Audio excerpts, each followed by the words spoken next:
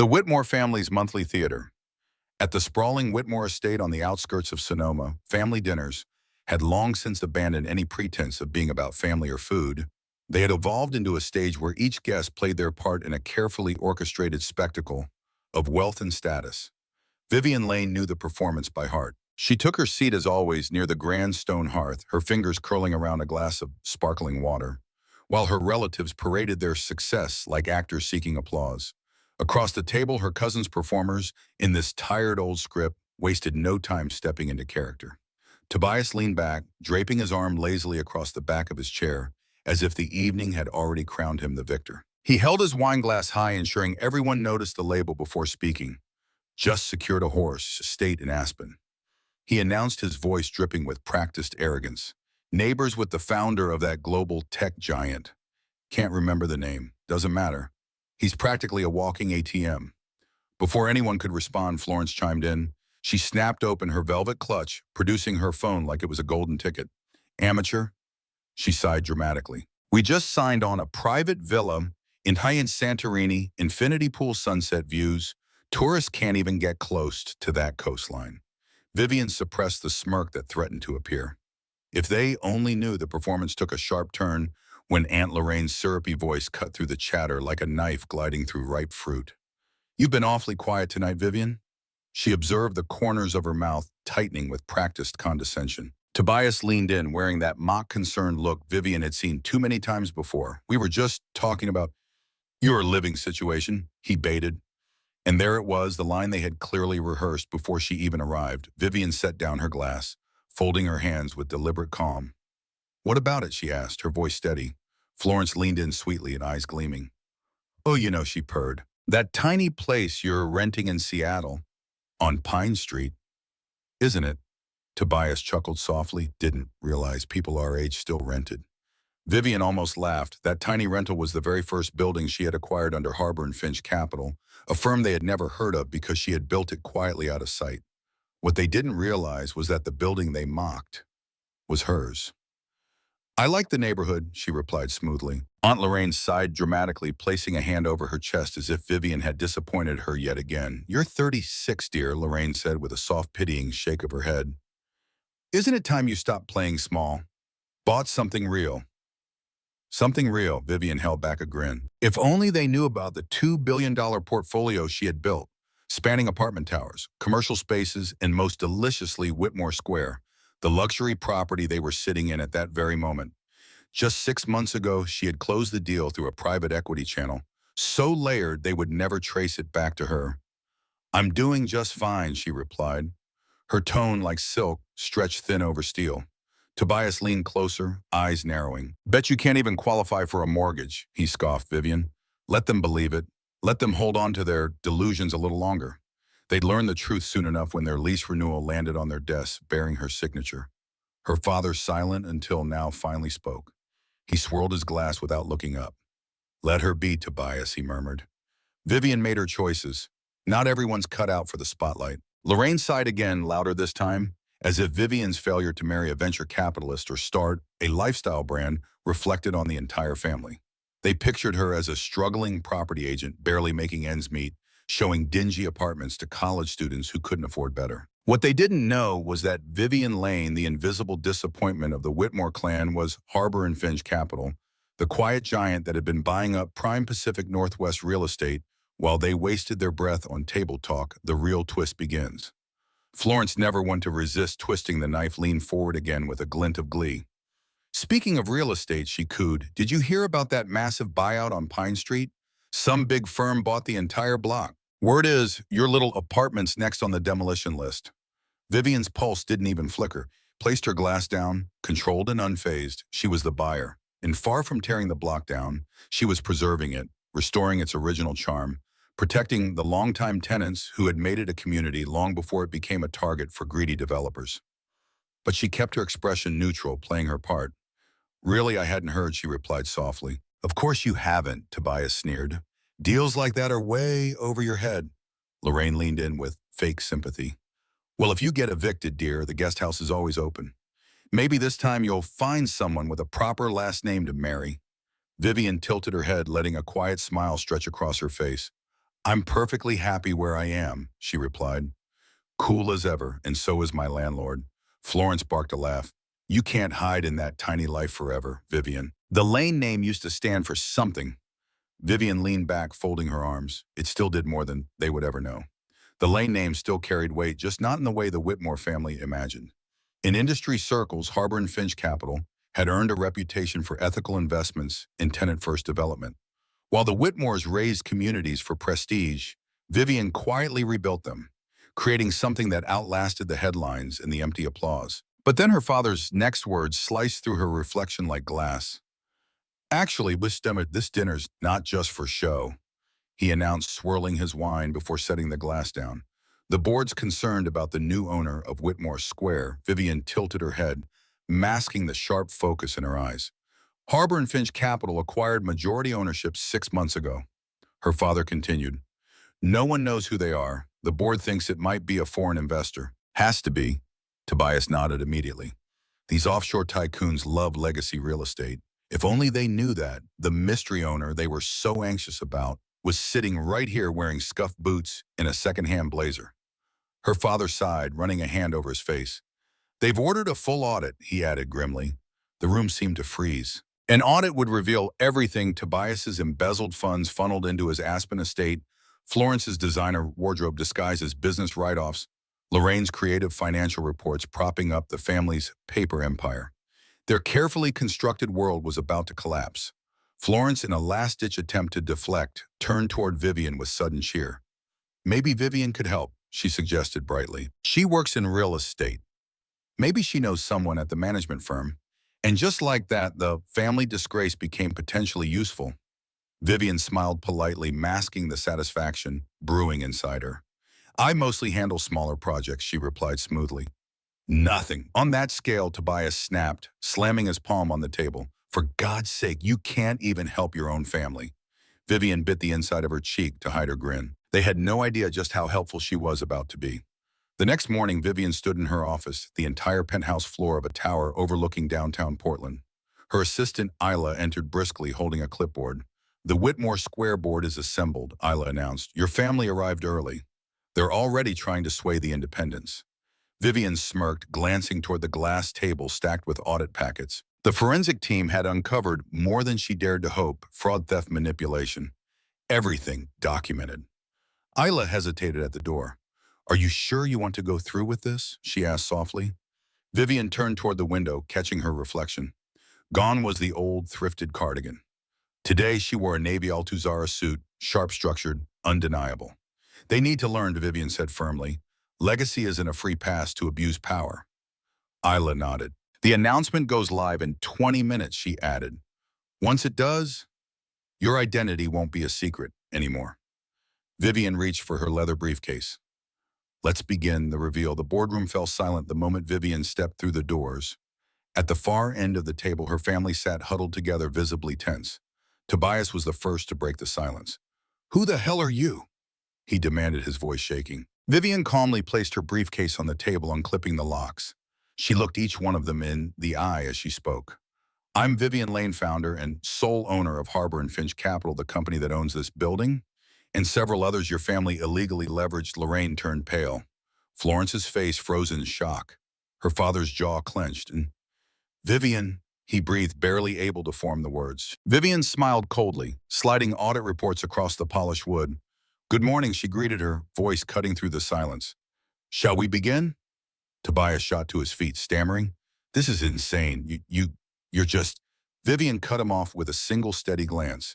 Just what she challenged? The family disappointment, the renter, the woman in second-hand clothes. Florence blinked, visibly struggling to process. But you show apartments. Vivian stood straighter, her voice even and steady. I work, she replied, and I've built something real. Something built on integrity, not on smoke and mirrors. This wasn't performance. This wasn't smoke and mirrors. This was reality. And one by one, the Whitmore Square board, along with her stunned family, sat frozen as page after page of evidence landed on the table like slow, methodical hammer strikes. Vivian gathered the thick folders into a single stack.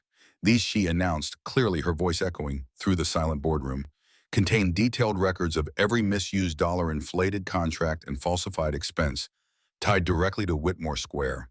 With precise movements, she began sliding the folders across the gleaming mahogany table.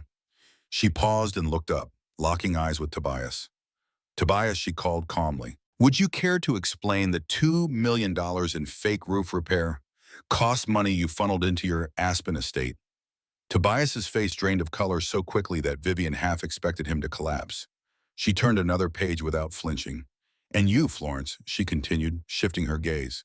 Would you like to explain how your husband's plumbing company billed 3 times the market rate for services that were never actually completed? Aunt Lorraine gasped audibly, clutching the pearls at her throat as though Vivian had just set the table on fire. You'd really do this? Lorraine choked, air out your own family's dirty laundry like this. Vivian's voice stayed steady, cutting through the facade like glass. No, she replied coolly. You aired it out. I'm just here to make sure it gets cleaned up. Her father leaned forward at last, his voice low-laced with something close to desperation. Vivian, sweetheart, we can explain. Don't, Vivian raised a hand silencing him. I watched all of you turn great-grandfather Lane's legacy into your personal ATM. She continued, her voice growing sharper. While you laughed at my so-called small life, I was building something real, something rooted in integrity, not in appearances. Florence stared, her voice trembling. But why? Why pretend to be struggling? Vivian exhaled softly. I never pretended. She said I lived modestly, I invested wisely. You were the ones who assumed wealth had to be loud. Tobias's jaw clenched tight. The Pine Street building. You really lived there? Vivian met his stunned gaze without blinking. No, she answered flatly. I own it, along with most of the block. And no, I have zero intention of demolishing it because some of us actually care about people, not just profit margins. A wave of buzzing phones suddenly broke the tense air. Board members glanced down, reading headlines aloud as they lit up their screens. One of them cleared her throat, reading for the room to hear. Harbor and Finch Capital unveils CEO's identity. Vivian Lane, a strange member of the Whitmore family, revealed as owner of $2 billion property portfolio. Ranked among top ethical developers for historic preservation and tenant advocacy, Florence nearly dropped her phone. This will ruin us, she whispered, pale as if the blood had drained from her face. Vivian stood taller, her voice slicing clean through the air. No, she declared, this will save you from yourselves. She leaned in, hands firm on the table's edge. Effective, immediately, Whitmore Square will operate with full transparency. No more shell companies, no more backdoor deals, no more treating this building like your personal credit card. Tobias tried to summon some last spark of defiance. And if we refuse, Vivian smiled, a thin, sharp curve of her lips. Then I'll hand these reports to the IRS, she replied without hesitation. I'm sure they'll find the discrepancies enlightening. The room fell under crushing silence. And finally, after what felt like an eternity, her father leaned back, shoulders sinking under the weight of it all. His voice cracked. What do you want? Vivian met their eyes, steady, unflinching, utterly unmoved by their silence. I want you to remember, she began, her voice ringing with quiet authority, what the Lane name used to mean before all of this. She gathered the audit papers with deliberate care. Great-grandfather didn't just build profit margins. She continued. He built communities. He built people's futures. Vivian stood tall, her presence filling the boardroom. You have a choice, she declared. Work with me to restore that legacy, or find somewhere else to live. A pause. Then with a pointed glance toward Tobias, she added, I hear Lake Oswego has some lovely rentals. She turned toward the door. And Vivian, wait. Her father's voice cracked as he stood abruptly, shoulders trembling. I was wrong about you. Vivian paused, glancing back over her shoulder. Her voice dropped to a whisper, but the weight of her words filled the room. Yes, she replied. You were 6 months later, the aftermath. The media erupted. The story of the hidden Lane of Portland swept across headlines, the quiet, underestimated woman who built a $2 billion empire while her family played dress-up in their fragile tower of lies. Lorraine resigned from every social board she had once proudly chaired, too ashamed to face the public eye. Florence's husband's company collapsed within weeks, its fraudulent billing exposed for all to see. But not everything crumbled. Florence, tasting accountability for the first time in her life, quietly enrolled at a public university studying ethical real estate development. In time, she began volunteering at a transitional housing shelter downtown. It gives me more purpose than those gallery openings ever did, She admitted to Vivian months later a hint of something real in her voice for the very first time. And her father, he came back not as a man trying to reclaim control, but as a student humbly asking to learn. This time he didn't bring advice or assumptions. He brought questions. He finally wanted to understand what his daughter had built. 6 months later, Vivian sat in her modest Pine Street apartment. Yes, she had kept it flipping through quarterly reports by the warm glow of a small desk lamp. Whitmore Square was thriving. Leases were stable. Tenants were happy. Local businesses were flourishing again. A soft knock broke the stillness. Vivian stood and crossed the room, opening the door to find her mother. No pearls, no designer clutch, just jeans and a bare face so unfamiliar. Vivian almost didn't recognize her. "I got your invitation," her mother said softly, holding up the simple card. "A holiday celebration. Whitmore Square Community Courtyard. Everyone welcome." Vivian leaned against the door frame, watching her mother glance around the small but cozy apartment. "It's not really your scene," Vivian murmured. Her mother nodded slowly. "No," she admitted, "but maybe scene isn't everything." Her mother's eyes landed on an old faded photograph on the shelf. Vivian at 23, grinning ear to ear, proudly holding up her first real estate license. Her voice dropped to a whisper. "I never asked," she said, eyes shimmering. "Why this path?" Vivian didn't hesitate. "Because I wanted to build something real," she answered softly. "Not just buy it, not just flaunt it." Her mother swallowed, nodding with quiet understanding, truly seeing her daughter for the first time. "And now," her mother whispered, "you control more than all of us." Vivian smiled gently. "I do," she admitted, "but control was never the goal." She leaned in slightly. "Purpose is—" Her mother stood in the doorway, vulnerable for the first time in years. "Will you teach me?" she asked. Vivian held the door open wider, gesturing toward the courtyard below. "Come tonight," she invited. "Meet the families who've lived here for generations. Listen to their stories, because that's where legacy begins." That night, Vivian stood by the fountain in the Pine Street courtyard, the heart of the Whitmore Square holiday gathering. The crisp winter air buzzed with laughter music and the quiet hum of community, something money could never buy. Vivian watched her heart full as her family slowly blended in with the very people they once dismissed as beneath them. Her mother sat beside Mrs. Alvarez, listening intently to stories of raising 4 children in this very building, stories no gala or charity dinner had ever made time for. Tobias, who once mocked her for playing small, was now stringing lights alongside Mr. Keller, the building's oldest resident, a World War II veteran with hands weathered by time. Florence, usually hiding behind labels, in luxury stood by a folding table covered in sugar cookies, laughing softly with children as they smeared icing and sprinkles everywhere. Vivian stood near the cocoa table, steam curling from her cup. Her father joined her, standing silently for a moment before speaking, his voice softer than she'd ever heard it. "You know," he whispered, "your great-grandfather used to say, buildings should shelter hearts, not just wallets." Vivian nodded, swallowing the lump rising in her throat. "I found his old ledgers," she whispered back. "Handwritten notes about protecting tenants, about building for people, not just profit." She glanced around at the courtyard glowing under the fairy lights. Families, neighbors, friends, forgot that, she added quietly. Her father looked at her not as the disappointment he once believed her to be, but as the one who had picked up the torch they had long since dropped. You could have ruined us," he murmured, almost in disbelief. Vivian smiled softly, watching a little girl twirl beneath the lights, her laughter filling the air like music. "That was never the point," she replied. Vivian knew now she always had, really. She never set out to prove anyone wrong. All she ever wanted was to build something real, something that would outlast her, something no one could take away because it was built on values, not vanity. And in the end, she had learned the quietest truth of all. Sometimes the greatest success isn't found in shouting back at those who doubt you. It's found in offering them a better version of right. If you've ever felt underestimated, overlooked, or quietly counted out, maybe you see yourself in this story. I see you, Ian.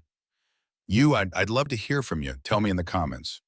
What have you built in silence while others doubted you? What would you have done in my place?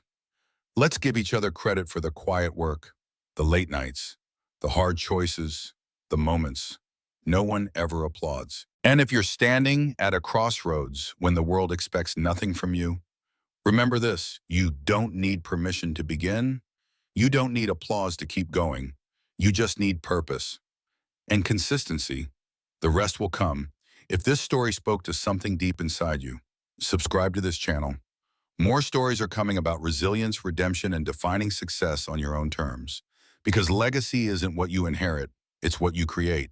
And sometimes the best revenge isn't revenge at all. It's becoming exactly who they said you couldn't be. So stay close, stay building, and together let's build something that lasts.